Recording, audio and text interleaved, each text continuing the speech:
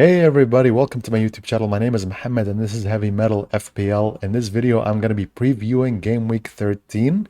But before I do that, I've got a couple of points I want to go through. First is that you might have been seeing some rumors and some news floating around about players being injured. I know that Haaland is one of them.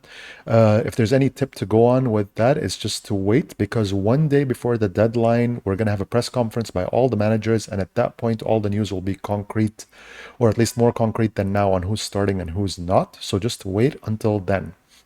Second point is that in December, we're going to be having a lot of fixtures. The fixtures are going to pile up, and we're going to be getting, like, for example, like 1 week or a couple of weeks where there's going to be midweek games. And so 3 game weeks within 1 week.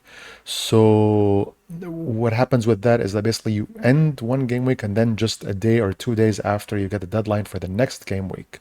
So what you want to do is try to select the players that are going to be less prone to rotation.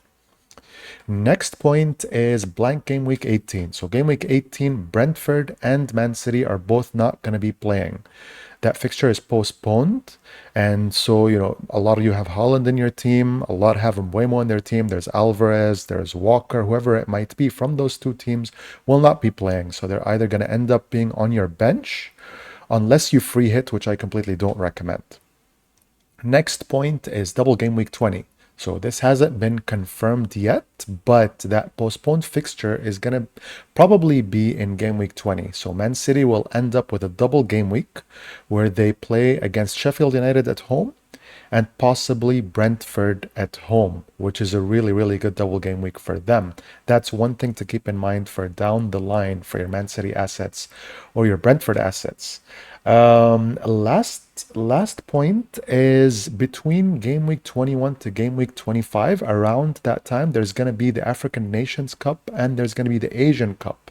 So, Son and Salah are most probably going to be out playing for their national teams. There's going to be a lot of other players as well, which we'll go into as we approach that week. But keep in mind that at that point, probably you're going to be selling one of those guys and maybe getting in someone like De Bruyne who might be back from injury.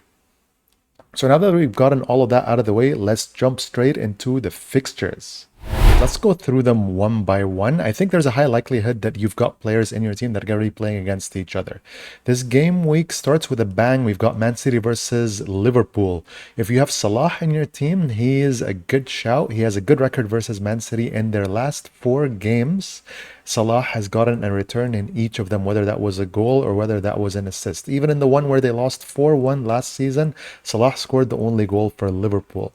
Haaland, as a Man City player, has never scored against Liverpool, and he is probably going to want to rectify that with this. I think this is a good fixture for attackers for both teams. While we can't predict the score for it, I think there is more of a likelihood of both teams scoring in this game. I think Man City are favorites just because they play at home, but I'm looking forward to an exciting game between these two teams. Next is West Ham versus Burnley. This is a very good fixture for West Ham. They've scored 5 goals, especially for their attack. They've scored 5 goals in their last 2 games. Now, they've got 4 options, all midfielders in the game, right? So you've got Bowen. I think he's the best West Ham pick. And then slightly lower in price is Mohamed Kudus. I think he's the second best pick. Then third and fourth, I think they're both tied. You've got Soucek and Ward-Prowse. So Ward-Prowse takes their set pieces, and Soucek sometimes goes forward and he scores headers, and sometimes he scores the occasional goal. I think Mohamed Kudus is better than both of those players because he plays in a more advanced position. Next game is Crystal Palace versus Luton. So I like this game for Crystal Palace's defense. They've got 4 options there, whether it's a goalie or a defender. So you've got John Stone in goal, and you've got 3 defensive options. You have Anderson or Mitchell or Gahey. All those are good shouts. Their attack might be okay, but I'm not so keen on them just because Crystal Palace aren't that much of a threat going forward, at least not as much as other teams. But if you want to target that, there is Eze in midfield. He takes penalties for Crystal Palace. If you have Edouard somehow in your team, then maybe I would keep him for this fixture.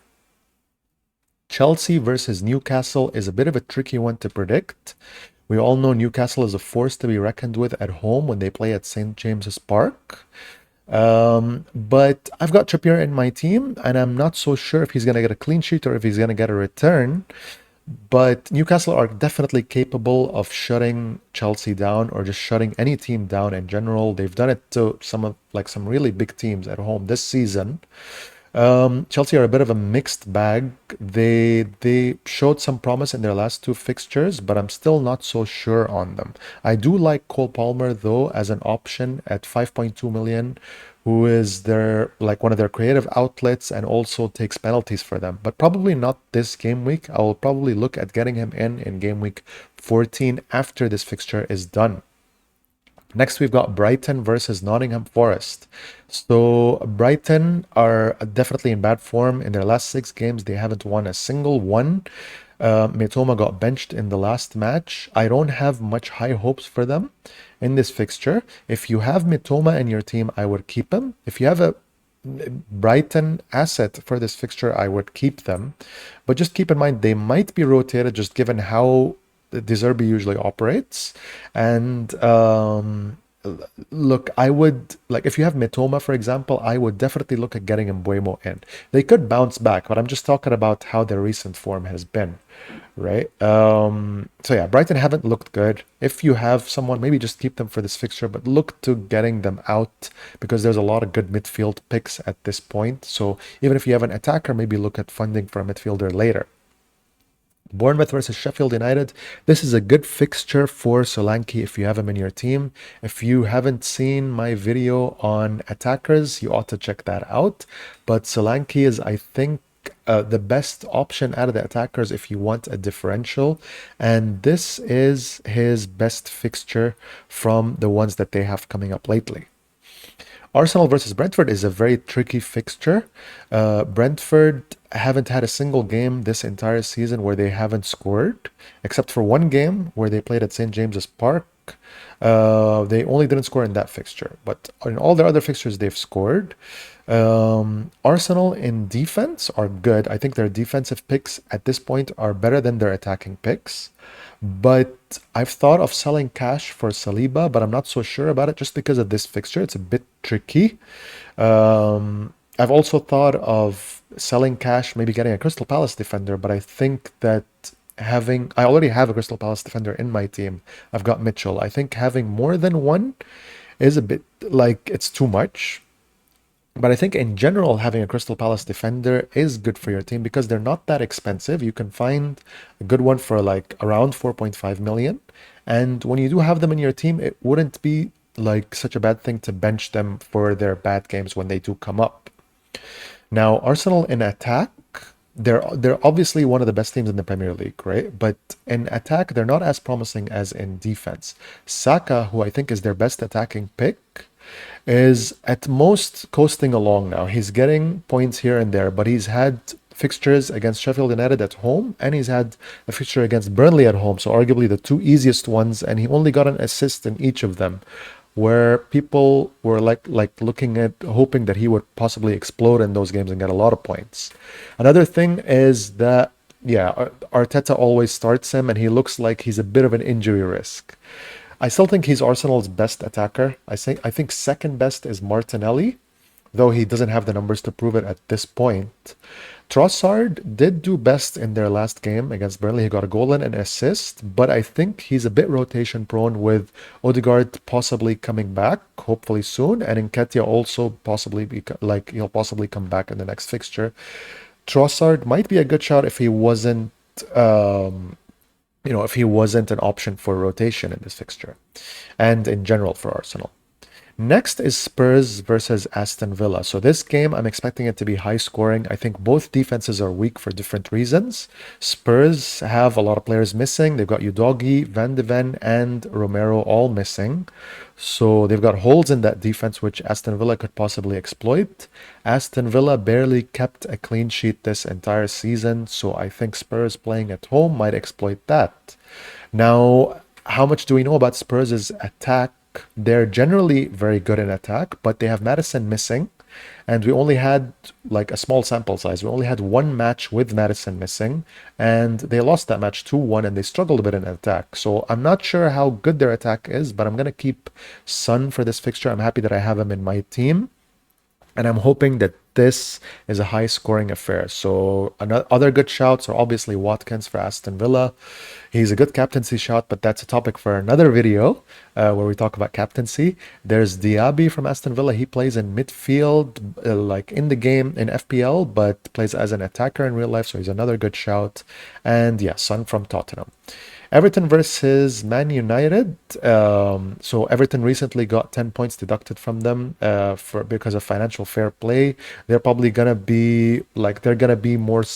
I'm expecting them to come together as a team because they're gonna feel like they've been hard done by having 10 points deducted. Their fans are probably gonna be riled up. They are playing at home against a Man United side that is in crisis, that lose a lot of their games and struggle a lot, and whenever they do end up winning, they squeeze by. So if you have any Man United players in your team, um I don't know, like I would target a cheap defender maybe, but no one else. Bruno Fernandes is a good player, but he's surrounded by, like, Man United in general aren't doing so well, so it doesn't make him look so good. So if you can upgrade him to someone else, like Salah, definitely go for it. If you can upgrade him, maybe Saka's not like Saka's looking better than him right now, and Son. All those guys I think are an upgrade over Bruno Fernandes at this point. Yeah, I wouldn't target Man United players for this match or in general until they show more promise as a team in general. Next is Fulham. We ended with Fulham versus Wolves. Not so much to say from this from an FPL perspective, but if you have Hwang Hee-chan in your team, you would want to hope that he gets you a return in this match. I will be looking to selling him in game week 14 and getting Mbuemo and getting Cole Palmer. That wraps it up.